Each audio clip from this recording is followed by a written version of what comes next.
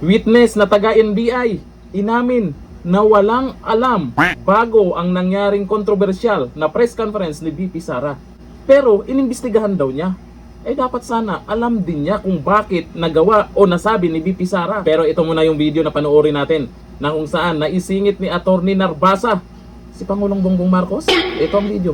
Offended party, President Marcos is the constitutional head of the executive branch, Objection. exercising control over both the DOJ and the NBI. I Honor, withdraw, Your objection. Honor. I withdraw. I withdraw, Your Is the Honor. ground I is- withdraw. Your Honor. It's even more compound question. Nothing to object to.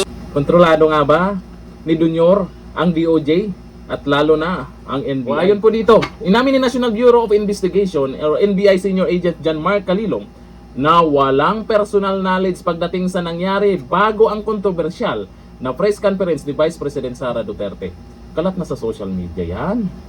Di ba? Alam na ng lahat kung ano yung nangyari. Nag-viral kasi yan. Bakit yung imbestigahan lang, yung punto na nagsimula ng nagalit si VP Sara, pero bago yan, dapat isama na yon, di ba? Yun din ang gusto natin, lahat isama na sa investigasyon. Pero nakikita po natin kanina yung mga sagot ng witness, pero depende sa inyo yan kung pumapabor kayo doon na wala daw siyang alam tungkol dito, ganun, papak, ganun. Kaso nga lang kasi, kalat na sa social media, viral noon yan. Ang nasabing press conference ay nangyari noong November 23, 2024 kung saan pinagbantaan umano ni Duterte ang buhay ni VP Sara Duterte, ang buhay ni Pangulong Ferdinand Marcos Jr. Alam na natin lahat yan. At iba pang personalidad, ayan sila Martin Romualdez.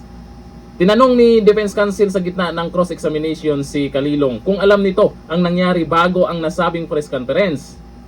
Ngunit hindi sigurado si Calilong kung ano na talaga ang nangyari o ano ba talaga ang nangyari bago ang nasabing press conference, kahit na inamin niya na isa siya sa mga nag-imbestiga ng nasabing insidente.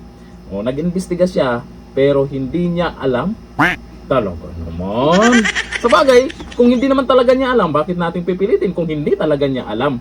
Samantalang tayo, karamihan, milyon-milyong katao ang nakakaalam nun kung bakit nagawa ni VP Sara na magbanta. Anong dahilan? Bakit nagalit si VP Sara? Sige lang, tuloy-tuloy lang.